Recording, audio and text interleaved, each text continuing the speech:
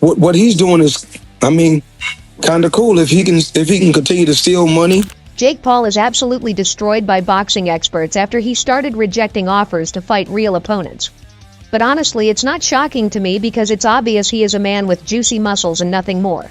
I tried to give the fight the best fight I possibly could, but when someone's just surviving in the ring, basically, it's hard to make it exciting. This guy has been talking up his boxing career like it's the next big thing, but when it comes time to face actual competition, he's too busy or strategically planning. Who knows?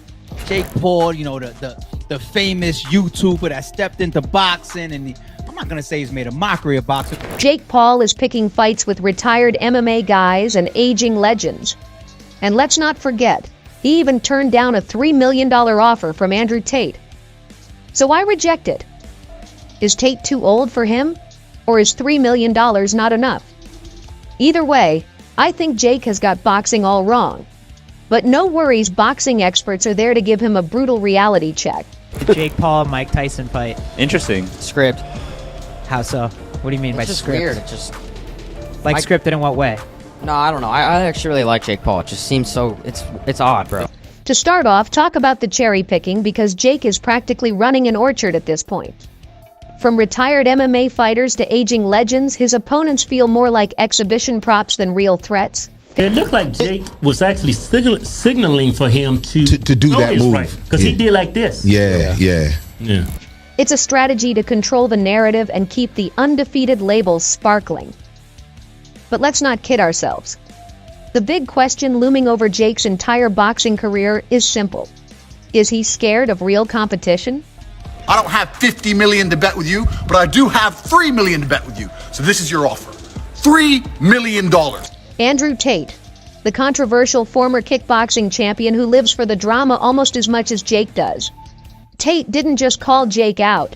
He kicked the door down and threw a $3 million bet on the table. And let's be clear, this wasn't your average let's fight for charity kind of call out. Tate made it personal. I'm 5 years out the ring. I'm a kickboxer. You're 2-0 in boxing. I'm 0-0 in boxing. I've never even fought boxing. I'm a retired old man. 5 years I've been sitting around smoking cigars and bitches, which are better looking than the you're advertising anyway. But then Jake did exactly that. He rejected the fight. Just flat out said no. The excuse? It's not a big enough draw. Well, I agree because 57-year-old Mike brings more cash and fame to the table. Smart move. I believe he's put down every single fighter he's actually been against. Now, he's only fought one boxer before Tyson. Fans were livid. The comment sections exploded with expert critiques.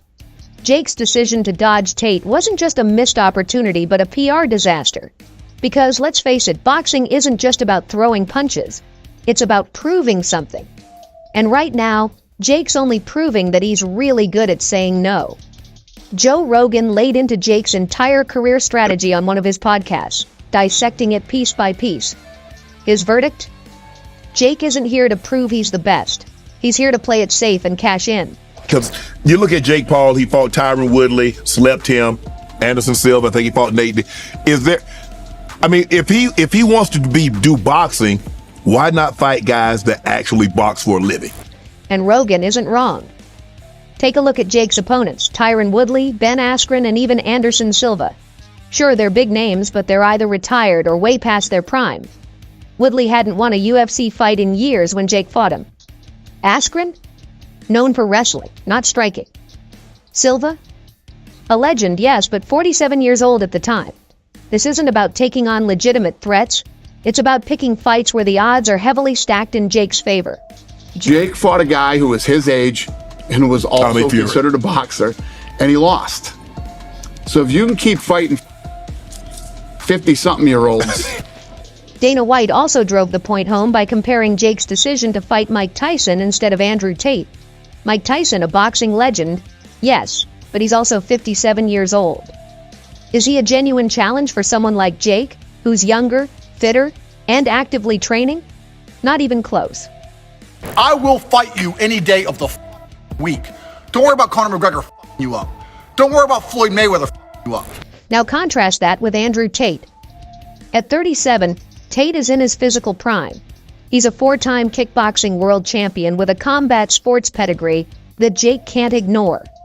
If Jake wanted to prove himself as a legitimate fighter, Tate was the obvious choice. And the fact that he's willing to fight Tyson, even if Tyson's 57, just the fact that he's willing to actually take a chance at Mike Tyson not being able to do what he used to do.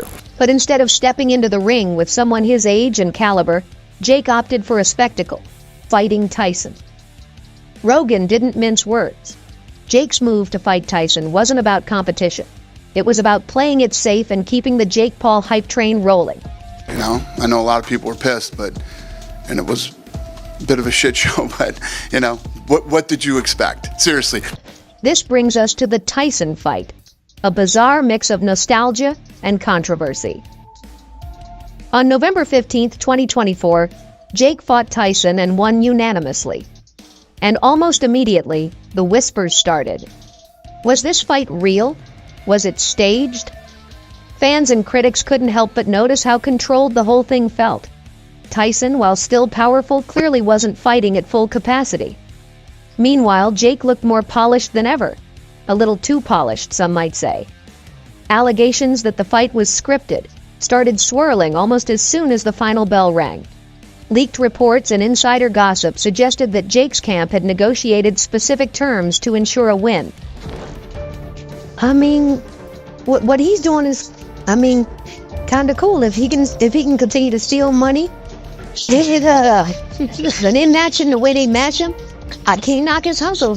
So if they can match him the way how they've been matching him, more power to him. At this point, Jake's critics are louder than ever, and they're armed with more evidence than they know what to do with.